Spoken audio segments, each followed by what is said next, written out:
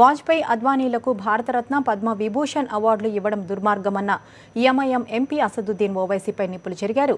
తెలంగాణ రాష్ట్ర బీజేపీ అధ్యక్షులు కిషన్ రెడ్డి ఓవైసీ వ్యాఖ్యలు అత్యంత దారుణమైనవని అన్నారు. రాజ్యాంగ విరుద్ధంగా మాట్లాడిన ఓవైసీ ఎంపీ పదవిని రద్దు చేయాలని డిమాండ్ చేశారు. ఓవైసీ వ్యాఖ్యలు మతోన్మాదాన్ని ప్రేరేపించేలా ఉన్నాయన్నారు. ఈ దేశంలో అటల్ బిహారీ వాజ్పేయి గారికి భారతరత్న ఇవ్వకుండా ఎవరికి వాళ్ళని అడుగుతా ఉన్నాను. రజాకారుల రాయకుడైనటువంటి కాసిం రజ్వీకి ఇవ్వమంటారా ఎంఐఎం పార్టీ? లేకపోతే ఇటీవల ఎన్కౌంటర్లో చనిపోయినటువంటి వికారుద్దీన్కి ఇవ్వమంటారా? లేకపోతే హిందువుల పండుగలను హిందూ దేవతలను రెచ్చగొట్టినటువంటి తన సోదరుడు అక్బరుద్దీన్ ఓవైసీకి ఇవ్వమంటారా? ఎవరికి ఇవ్వమంటారు? ఈ రకమైనటువంటి అన్కాన్స్టిట్యూషనల్గా మాట్లాడినటువంటి